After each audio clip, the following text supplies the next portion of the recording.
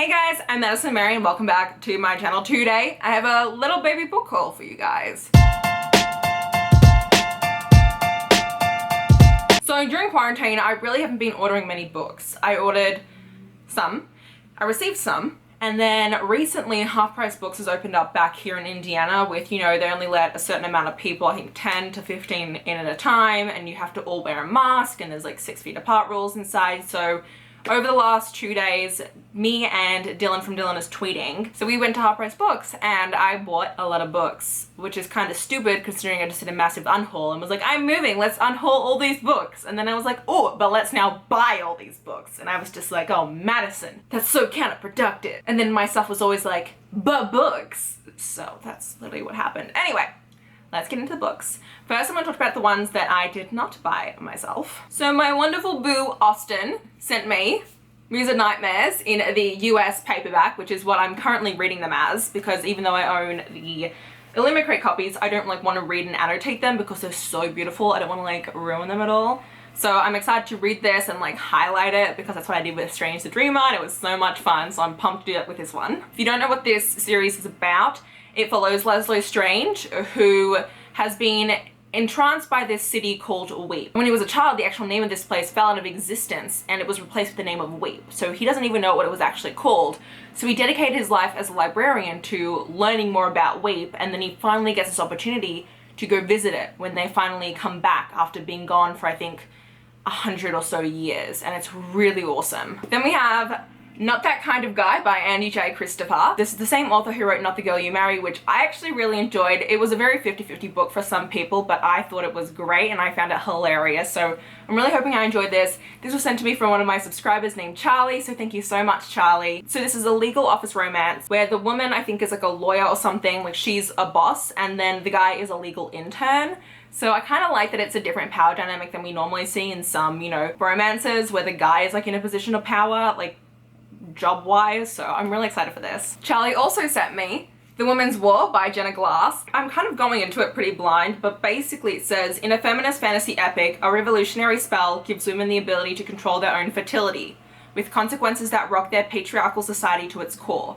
It just sounds really intriguing and I've always had my eye on it, so I'm pumped. We also have Where Dreams Ascend by Janella Angelis. This is an arc that I was sent by St. Martin's Press, Wednesday Books. The release date for this has actually been pushed back to August 25th. It is a Phantom of the Opera x Moulin Rouge kind of fantasy take, and that's kind of all I know about it and all I want to know about it. Then onto the books that I have bought myself. So I did buy the entire quartet of the Raven Cycle. However, books 1, 3, and 4 are actually at my parents' place because I had them sent there because I already read book 1 in paperback and hated the paperback, so I rebought them all as hardcovers. So we follow Blue, and she comes from a family of psychics. They all have some sort of power in a sense, except for Blue. She doesn't have the same powers as everyone else in her family. Instead, she is basically an amplifier, where she amplifies all kind of like psychic and spooky things. She amplifies even spells, ghosts who are in the area. She's pretty awesome in that sense. And then we have the Raven Boys, who are Gainsey, Ronan, Adam, and Noah. And Gainsey is the head of the Raven Boys, and he has been looking for this Welsh prince all his life. He ends up getting caught up with Blue when it turns out that she is supposed to be the girl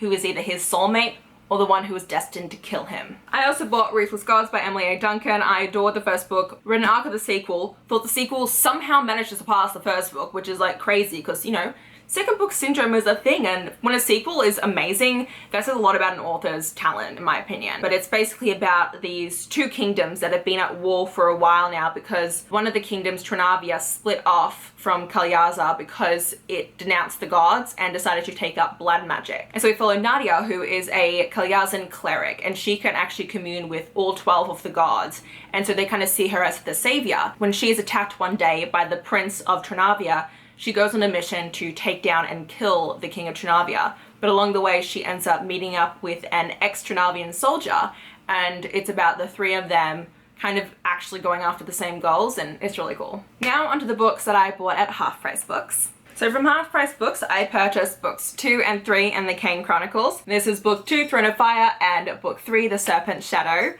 I only ever read book 1, but I want to do a reread of I am doing a reread of all of Rick Riordan's books. We're still here from Little Reader's Corner. Last year we reread the entire Percy Jackson series, and we're then going to do the Heroes of Olympus and then the Kane Chronicles, which is basically his Egyptian mythology series, which follows a brother and a sister. I don't really remember what the series is fully about, but it's an Egyptian mythology one. We then have Dustlands, which is part of the Blood Red Road series by Moira Young.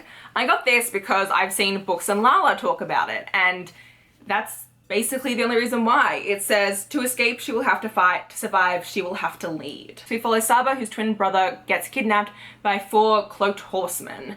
And so I'm guessing this is the 4 horsemen of the apocalypse. And it's about her tracking him down, and she like discovers a lot about herself, and I'm excited. Then we have Wild Ones, volumes 4, 8, and 6. So I currently now own volumes 1, 2, 4, 5, 6, 7, 8. Still cannot get my hands on volumes 3. This is actually a series I just started because of the Asian Readathon, and it follows a girl whose mum has just passed away, and she finds out that her grandfather is actually alive, and that her mum was lying to her because it turns out that her grandfather is the head of the Yakuza where they live, and so she ends up having to live with her grandfather and get used to being part of the Yakuza now.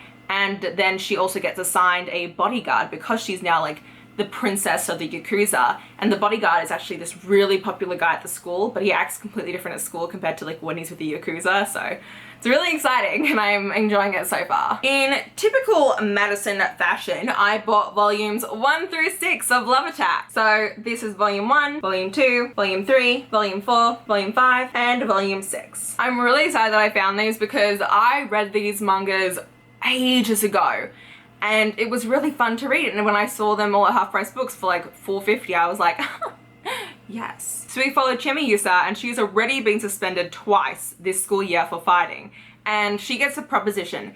If she can get the worst delinquent in their grade to clean up his act, she will no longer be in trouble. And when she goes to go do this, because she sees they're kind of like equals in like fighting, she goes to go do this, and he actually ends up falling head over heels in love with her. And it's a really fun series. I love series that are with delinquents. There's something about them that I just have so much fun reading, and this is definitely a really fun series. I'm so excited to reread it, and it was just such a steal. I also got my hands on LDK volume 1.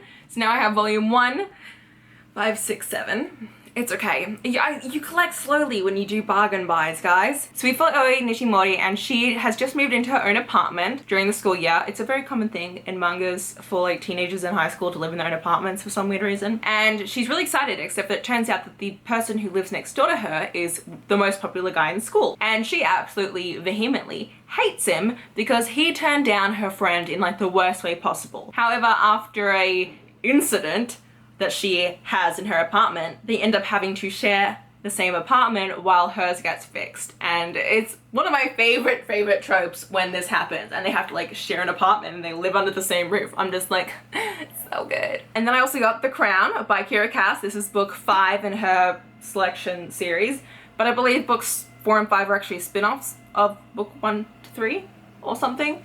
I don't really know. I'm doing a whole read of this series for you guys because, well, actually I also want to read them, but you guys wanted to see me do like a spoiler vlog to the rest of the series apart from book 1. The beginning of the series, the first 3 books, follows America, and she ends up having to enter the selection, which is where 35 women vie for the heart of Prince Maxon in order to be his wife. And it's really cool, and I actually really enjoyed it, so I'm excited to continue off the series, even though people apparently don't like the last 2 books, but you know. We also have Neverworld Wake by Marisha Pessl. I don't know much about this, and I don't want to because it is like a YA psychological suspense thriller or weird, I don't know.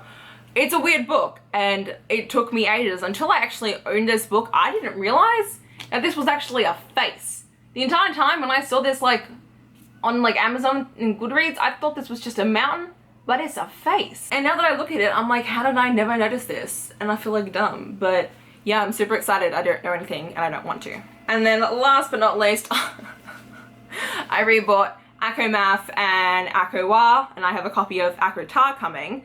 Why did I buy another set of these? Well, because they're going out of print and I want to annotate my copies, but I don't want to annotate my copies when these are going to be like exclusive soon, so I bought extra copies. Plus I have dust jackets, exclusive dust jackets that I need to put on covers so I can put them on these ones. I'm just trying to justify this to myself. Oh, and I almost forgot, there are 4 other books that I actually got gifted.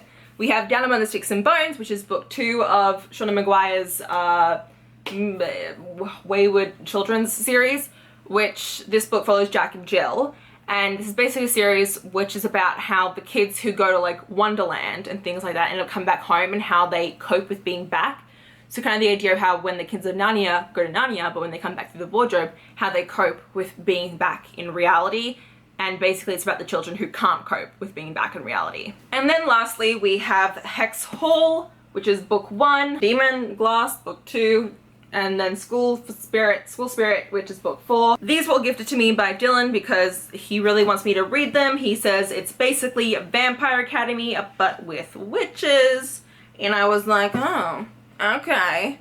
So that's all I know about it. And he said the blurb sounds trashy, but read it because it's trashy good. And I actually distinctively remember these covers from like years ago, so I'm really excited. So yeah, that's it for this little baby book haul. There are actually 2 other books I did not mention because they are for a secret TBR.